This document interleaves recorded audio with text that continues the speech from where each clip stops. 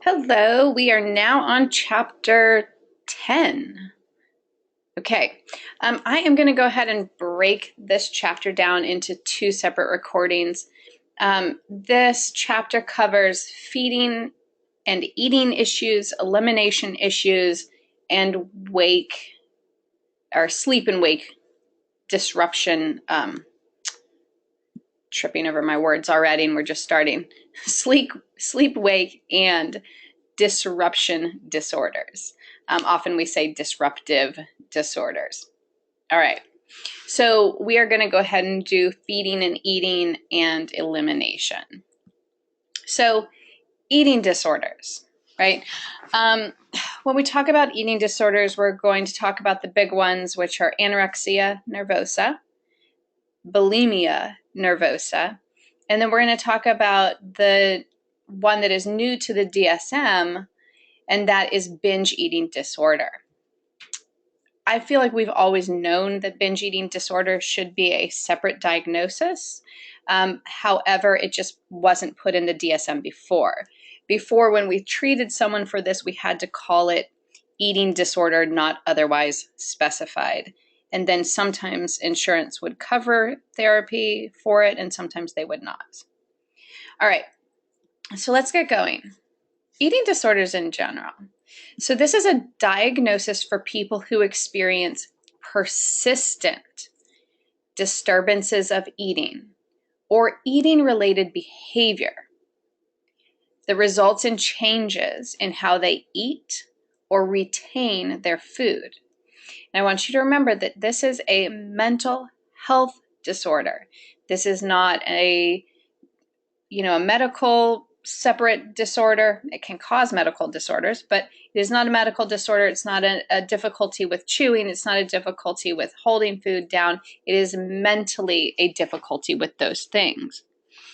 These disorders go beyond dieting or occasional overeating, significantly impairing the individual's physical and psychosocial functioning. Okay. I do believe that most people, especially most women, have some disordered eating behaviors. That doesn't necessarily mean that you qualify for an eating disorder diagnosis. But many people have unhealthy patterns of eating or dieting or overeating at times. Okay. So the first disorder that we talk about is anorexia nervosa. This is the inability to maintain normal weight. It is someone who has an intense fear of gaining weight and a distorted body perception. So when this person looks in the mirror, they honestly, truly see a body that is bigger than what is actually there. Okay, they truly see themselves as, well, fat. So I want you to remember that when somebody has this disorder, you can't just go up to them and be like, you're so thin, you should eat a cheeseburger, right? I don't know why people say something like that to someone else. If somebody is struggling with this, that intense fear or horror of the thought of gaining weight or eating food that may make them gain weight is so intense. It's like an intense depression and anxiety and miserable feeling altogether. Okay, to the point where they may be underweight and knowing that they are causing themselves potential future health issues, potentially in the future not being able to have children, or maybe having to have a feeding tube, but yet still, in spite of those things, fearing gaining weight and having that distorted body perception. Okay, so we have three basic symptoms here. One is severely restricting your eating. Okay, this leads to abnormally low body weight. A person, if you're familiar with the body mass index chart, the BMI, I'm going to pull that up. I had pulled something else up here, but I'm going to pull that up for you. BMI chart. So body mass index, this is a BMI chart here. They should all be the same. And basically on a body mass index chart, what you're going to do is you look up your weight and you look up your height, and then you follow it over like a graph. You guys know how to use graphs, and you see where you are. So actually, I'm going to go to this one instead, because this one has our numbers in it, right? So we're going to say, okay, I am, let's do something way taller than me, 5'8", and I weigh 140 pounds. Okay, what is that? So I follow it along, and my BMI then would be 21. That would put me in a healthy range. Now, anorexia is going to be over here in the underweight category. Okay, this is a BMI of 18.5 or lower. So if your BMI, body mass index, is 18.5 or lower, you qualify for a diagnosis of anorexia. Okay, now I do always say, if you're looking at this chart, do be careful with it because it's imperfect. This is generally healthy weight. However, if you are someone who works out a lot and lifts weights, your weight is going to be higher if you have big muscles. Your weight is going to be higher, and therefore you may fall into the overweight or obese categories. However, you don't really belong there. Okay, you really belong in the healthy. We also see with elderly individuals, so older people, their bone density is lower, and so they may have a BMI that puts them in the healthy weight category because they don't technically weigh as much. They have little muscle mass and lower bone density, but their body fat percentages, really, they should be higher. Okay, so again, sort of with those two categories of people, that is elderly people or guys that lift weights, this chart is not going to really fit you well. Okay, and also just some people have way more than other people because of bone structure. But this is our general, if you fall into this green here, that you are within the healthy weight range. So again, 18.5 or lower is going to be our anorexia, abnormally low body weight. Okay. Sometimes people will say, if they are 75% or lower of the weight that they should be. Okay. Intense, unrealistic fear of getting fat or gaining weight. Okay, so they have low weight and an intense and unrealistic fear of getting fat or gaining weight. And they also have this disturbed self-perception of body shape or weight. Okay, this is classified as the restricting type of anorexia nervosa. So anorexia nervosa has either a restricting type or a binge eating purging type. For both types, the person's weight still has to be under the healthy range. They still have to have an unrealistic fear of gaining weight, and they still have to have a disturbed perception of body shape. I'm just looking to see. So something that I need to put in here somehow was missed is the other type that I just mentioned, and that is the binge eating. Oh no. It's like we're having a real lecture. Binge eating purging. Okay, this binge eating purging type, I do want you to know the two different types. They're not always differentiated anymore. However, again, with vocabulary that people use if you work in this field. Oh, that's not how you spell binge. There we go. The reason that I point these things out is that a lot of times people think that binge eating or that purging is just with bulimia, but that's not necessarily true. Okay, so you can have purging with anorexia. I feel like I've said this already, but let me say this again. The difference between the two is that anorexia is going to be that abnormally low body weight. Okay, so let's talk some more. Anorexia nervosa results in a series of serious health changes that can be life-threatening. Anorexia nervosa is, again, aside from substance use disorders, is the most deadly of the different mental health diagnoses. So people do die of this disorder. Bones, muscles, hair, nails become weak and brittle. You develop low blood pressure, slowed breathing and pulse. People become lethargic, sluggish, fatigued.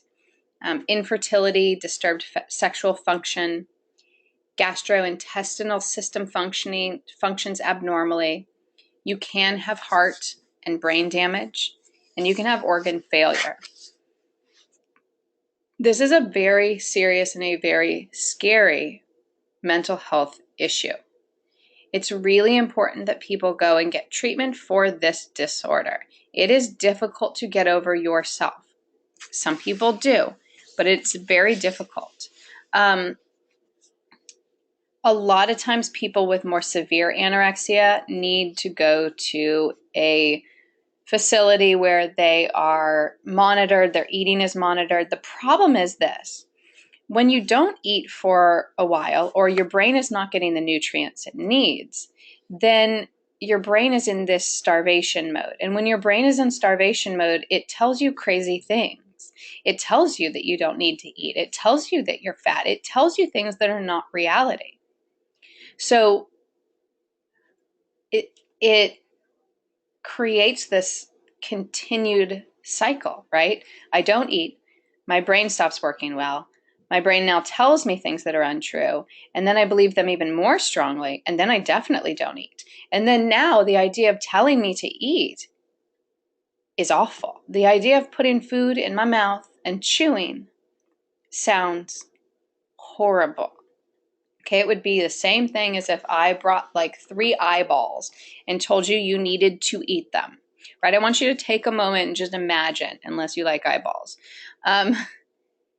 Imagine stopping and having eyeballs sitting in a bowl in front of you, and how you would feel emotionally, how your stomach would feel, how your throat would feel if we knew we had to put those eyeballs in your mouth and chew them and then swallow them. Okay, if you can actually put yourself in that place, you get a better idea of how somebody feels with this disorder. Okay.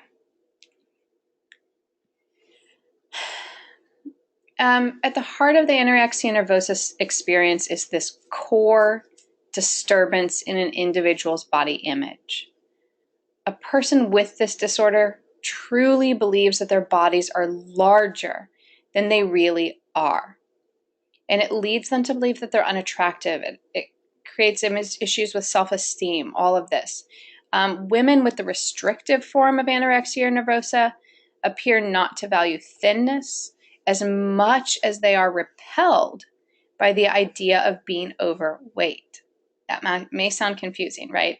It's not as much that they value thinness, but are repelled by the idea of being overweight. Of course, their version of overweight for themselves is pretty low. Lifetime prevalence is 0.9% for women and 0.3% for men.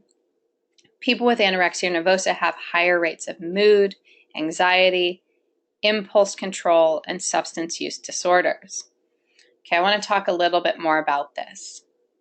So, one of the things that I find interesting are these pro-ANA websites. Okay, and I do not show you this to encourage you to go to them or to become anorexic, right?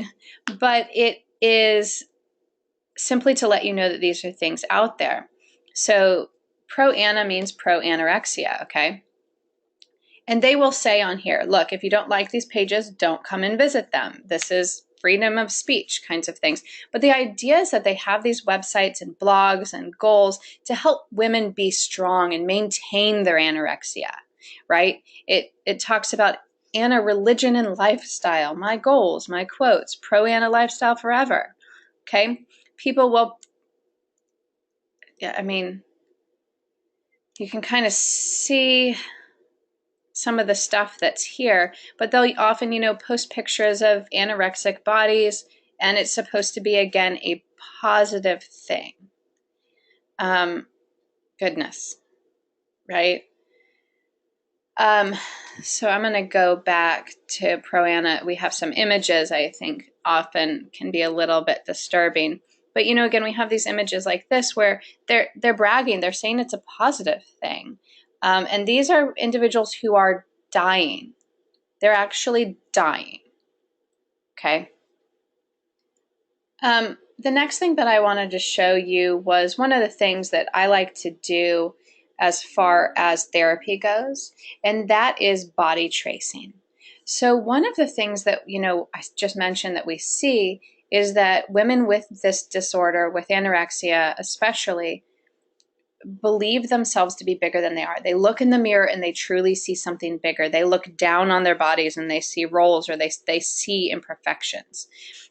Interestingly, I don't know if this will be the best picture here, but you can sort of see, let's go to something else. Let's go to this one. Okay. You can see that what they do is have a giant piece of paper. I put it on my floor at first, and so I have somebody lie down on the paper and I trace their body. Okay. And I trace their body, and then they get up and they look at it and I hold it up. And honestly, people tend to cry. Like a very typical response is tears, because the person sees for the first time, like actually sees, you can't argue with it, how thin their arms look and how thin their legs look. And, we've done it with clothes on. And so I'm being generous. So sometimes that helps people actually get an idea of what they really look like. And it's usually upsetting. Okay. So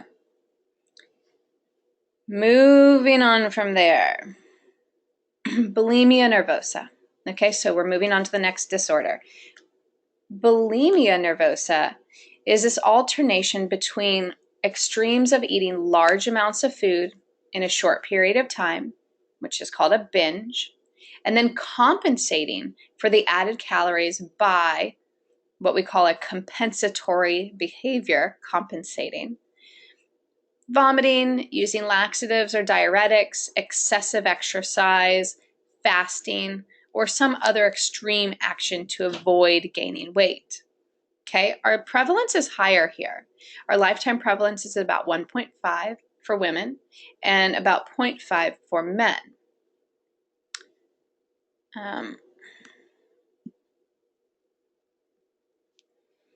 So things can, again, cause a lot of problems here. So Ipecac syrup is something that you can drink that makes you vomit. Not as many people use that, but it itself, used repeatedly, can have toxic effects. A lot of people have dental decay, and so they actually do teach dentists to look for this type of thing. And that is just simply vomit regularly, so stomach acid regularly in your mouth breaks down your teeth. Laxatives, diuretics, diet pills can have toxic effects over time. And the gastrointestinal damage may be permanent. And so that is, you have these, you put food in your stomach and then you throw it up. You put food in your stomach and then you throw it up, and you do this, fairly regularly. Stomach acid is not meant to be in your esophagus regularly. This is not how food is supposed to go. You can burn holes in your esophagus. You can harm yourself. You may not know that until the next time you attempt to vomit. And the vomit goes not just out your mouth, but out places that you have damaged, which can be fatal or put you in the hospital. Again, these are really dangerous mental health issues. What else do I want to say about bulimia? I actually really like working with people with bulimia. And that is because there are a lot of really, well, they're not simple for the person, but specific things that we can do, behavioral interventions that we can do to put in place to really help somebody. I always say, you know, I'm going to tell you some things today I want you to do, and they may sound crazy, but you're eating food and throwing it up. So the things that I tell you probably shouldn't sound like that crazy. Some things that we say are just simply like getting out of that situation. If you've ever felt like compelled to do something, again, if we think about that like obsessive compulsive style, compelled to do something, then you may understand this feeling of like, I have to, like I can feel the bathroom calling me, or I can feel myself going toward the foods that I like to binge on before I purge, whatever it is, and you just need to get out of the situation. I recommend that people just walk out of their house. Just walk out. If you need to lock yourself out and you know somebody's coming home later, lock yourself out of your house. If you need to just go out and sit on the porch for a little while, if you need to set in place to have your mom or your friend or somebody be your babysitter, and you have them in place and you say, hey, look, every once in a while I may come to you and say, I just need you to sit with me for a little while, then you can do that. You can say, hey, I just need a babysitter for like 30 minutes until this intense feeling or draw goes away, and then I'm going to be okay. And then you can get through to the next time. And then we do it again and we do it again. And again, like with obsessive compulsive things, the more we don't do this behavior, the easier it is to not do this behavior. So one of the issues is when people binge, it feels good. And then when they purge, it allows it, it lights up the same areas in your brain that light up if people, you know, use cocaine or some other drug like that. So it's reinforcing. It makes your brain actually happy for a moment. Of course, after that, people often feel depressed and wish they hadn't and all of these terrible things and whatever. But in the moment, it feels really good. And so our bodies actually tell us, like, and our brain tells us, ooh, let's do that again. It'll make this terrible feeling go away, even for a moment. I think of it often as that similar feeling as to where, you know, why people end up cutting. It's that intense emotional, it's too much. And the only way to release it is to either vomit or cut or to run excessively or to whatever it is. Unfortunately, people choose most often things that are damaging to themselves. In therapy, we can sort of retrain and come up with new techniques to deal with such horrible feelings. Okay. Binge eating disorder. So binge eating disorder is the ingestion of large amounts of food during a short period of time, or even after reaching that point of feeling full. It's also, and this is important, it's that feeling of a lack of control over how much it is. So this is not sitting down and choosing, like, oh, you know what, today I'm going to do a hot dog competition and I'm going to eat this much food, right? This is that sort of, you're in the moment, you can't seem to stop, or you don't necessarily want to, but you keep doing it. For a diagnosis of this disorder, binges occur at least twice a week for at least 6 months. People have that feeling of self-disgust or guilt after overeating. Now, again, this is not the person that you see in the restaurant that eats a lot. This is something people are doing in private because they're embarrassed. Significant weight gain can occur since there's no compensatory behaviors. So again, this is that binge eating. So it's eating a significantly larger amount of food than one should eat in a single sitting, right? Sometimes people do what I call it like a premeditated binge, and that is you think about what you're going to eat ahead of time. You go to the store to get your particular binge foods. You go home after everybody's asleep and you eat and you eat, or you go from one fast food place, you get a ton of stuff, or you go from one place to another place to another place to make sure you get all your stuff. People tend to have trigger foods or binge foods specifically. Something I want to go back to, and that is with the bulimia. Unlike with anorexia, individuals with bulimia nervosa are healthy or overweight on the BMI chart. And people often don't think about this. So if you are underweight and you are purging, you still are considered having anorexia. If you are normal weight or overweight, it would be bulimia nervosa. Okay. With bulimia, one more thing with bulimia is it takes up so much of someone's time because often they are thinking about what they're going to eat, thinking about not eating, thinking about what they're going to eat, going and getting the foods that they're going to eat, and then purging. And then after purging, not necessarily feeling like just going out with friends because their face is puffy and their eyes are speckled. And, I should explain that. Sometimes if you've ever thrown up a lot, on your eyelids, you'll get little red spots from, blood vessels bursting. So often you kind of see that.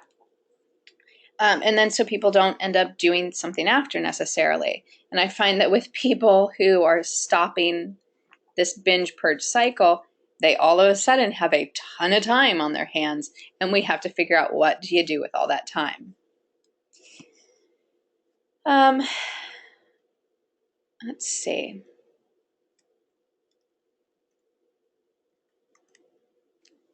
Where am I here? Okay, alexithymia, binge eating disorder. Weird. Okay. So eating disorders in general. Eating disorders reflect this complex set of interactions among an individual's genetic vulnerability, experiences with eating, body image, and exposure to sociocultural influences. You do not see eating disorders in third world countries. Researchers are particularly interested in the role of dopamine, which is involved in that feeling of reward and pleasure, including those related to eating. And that dopamine trigger, that's the one I was talking about that lights up in the brain, right? When we do something that feels rewarding. Sometimes that is not eating, sometimes it's over-exercising, sometimes it's vomiting, sometimes it is overeating, all of these things can be rewarding in that same way that cocaine is. Okay. Sorry, I have so many things in my head. I could just talk about this forever. Biological. Serotonin and dopamine receptors are at play here. Often for eating disorders, people are given SSRIs. Now, we're going to be prescribing different ones for different things. Some people will talk about people having weight gain after taking an antidepressant. That's not necessarily true because if you look at the side effects of some of these, like Prozac, weight loss, they call it anorexia, but they mean it in a medical way, is actually one of the side effects of the beginning. I think that people often end up gaining weight because they're happier in their eating. People who were overeating actually lose weight because they're happier and they're not overeating. So these things seem to be helpful. Psychological, we're doing cognitive behavioral therapies. We're doing exposure therapy. We're doing, holistic viewing of their bodies in front of a mirror. I really talk to people about, choosing something that you actually like about yourself. I mentioned this before in a lecture, but, when you walk by a mirror or you walk by a window of a store, know in your head ahead of time, part of your body that you really like. and look at that first. Or when you think about your body, actually think about what your body does. Think about it lifting things. Think about it, its ability to create other human life, or its ability to get you to move from the couch to the car, or its ability to do all these things. Your bodies are fantastic and amazing, and we really need to focus on what it can do for us versus whether or not we have, one tiny roll or this or that. It's difficult to do. Okay, and then also we have just the sociocultural factors. You can read more about these things in your book, but the idea is simply that family and culture plays a huge part in this. When we have treatments for eating disorders, we do see that they work best if the family is involved in coming into the therapy and being a part of everything. Okay.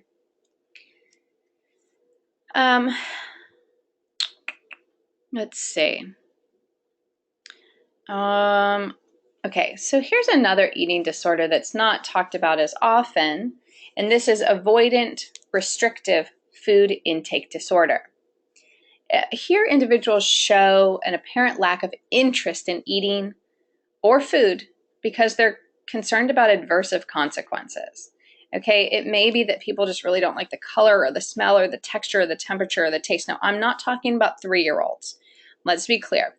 3-year-olds, 5-year-olds, it's just not. Like, they're going to be that way, right? And they're all different and they have weird ideas of what they like and don't like. We're talking about adults or adolescents who are intensely specific on the foods they will eat, and they will not eat anything else to the point where it causes problems. Okay? So for example, a teenager who is so specifically only eats, let's say, 3 different items and refuses to try or eat anything else, that even when they go on a class trip, let's say they go to, camp with the school, they can't eat what everybody else eats, and they have to have somebody write a letter or bring their own food with them as though they're someone with a food allergy, but they don't. It's just a mental block here. Okay? As a result, often weight loss occurs and psychosocial function is disturbed. People may develop this disorder as a result of a conditioned negative response, but you never know. Okay, so it could be just they've just become that way, and then it's been reinforced and it's allowed, and these kinds of things.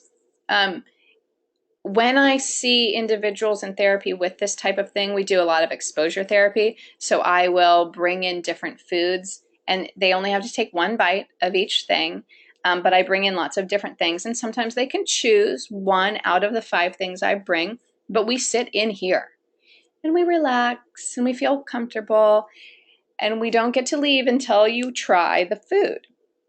And sometimes people gag on like rice or something that they've decided they won't eat.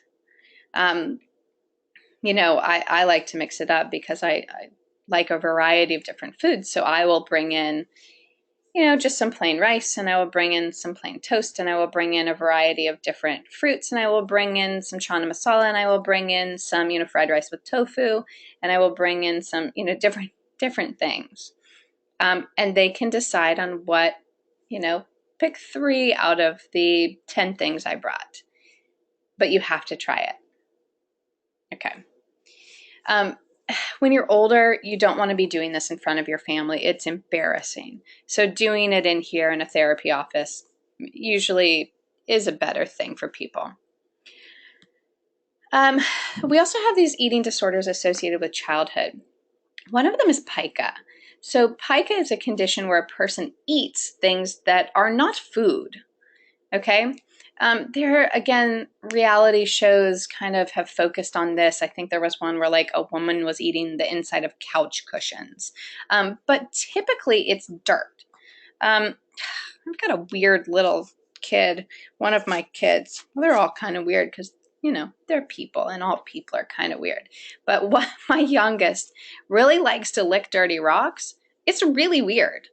it's so weird to the point where I was like, okay, I have a pica baby. Like, what do I do with this? Like, and the thing is that when you see a child who is eating dirt or an adult who is eating dirt, typically it's a sign of a iron deficiency. So I did go out and try to get iron supplements and things. It doesn't help. And he just looks at me and he laughs and he says, I like dirty. So I think he's just kind of odd, but in a super cute way. And we've talked about why maybe he shouldn't be licking dirty rocks.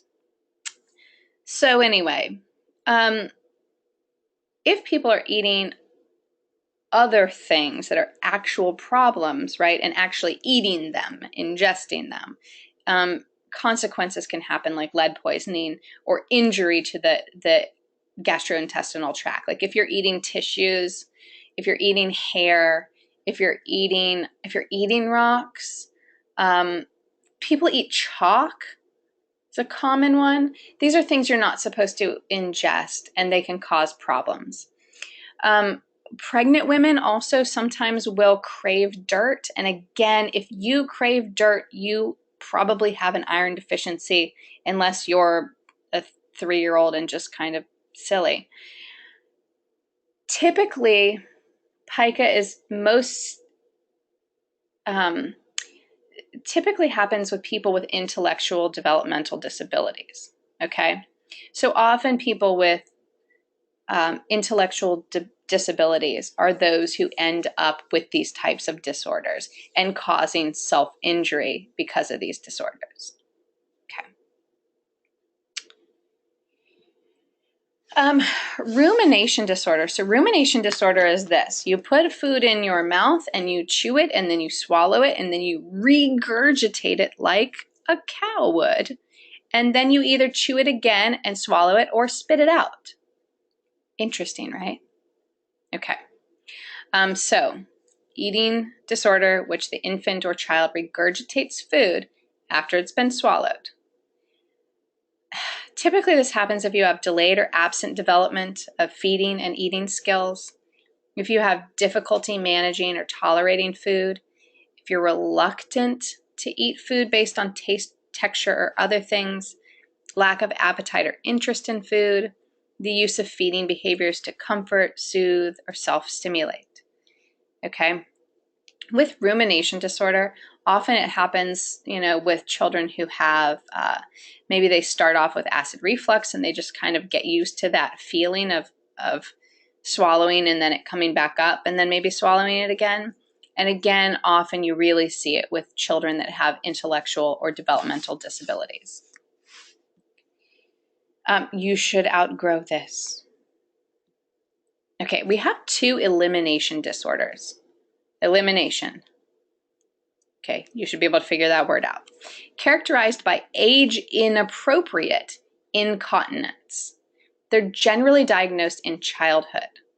Okay, age is important here, right? If you have a 2-year-old who's peeing in the bed, that's normal. If you have a 1-year-old or a 2-year-old who doesn't have the ability to control going poo-poo in their pants, that's normal. Okay, we're talking about older. So do you know the difference between enuresis and encopuresis? Okay, enuresis is bedwetting or urinating in their clothing after an age when they should be toilet trained. Bedwetting, if the child is 5 or less, we do not diagnose this.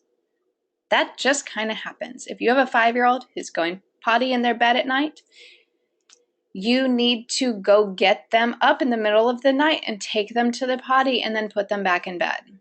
Okay, you have to help and train. Getting angry with your child for doing it is not helpful. It makes it worse. We don't want to create more anxiety around it. We want to work with the child on this. There are things that you can have. There's something called a bell and pad method, right? super easy here, bell and pad method or whatever, and you just have this pad that goes on the bed that when the child urinates, an alarm goes off and it goes ding, ding, ding, ding, ding, right? And the child wakes up and is able to start to recognize that feeling of, oh, I need to go to the bathroom. It's training yourself. That's how we learn. In coparesis, a child who is at least 4 years old and repeatedly has bowel movements, either in their clothes or in another inappropriate place. So often children with this type of an issue will poop in places they shouldn't and hide it, like in shoes or behind, in a closet or something, and they feel guilty and embarrassed, but it's happening. Often, if this is happening, we do want to check to make sure that the child is not being abused in some way or something is happening. Like what's different, what's going on, or is, we just need to do some investigating into what's going on, or are they actually just having control issues? So it's just important to check these things out, okay?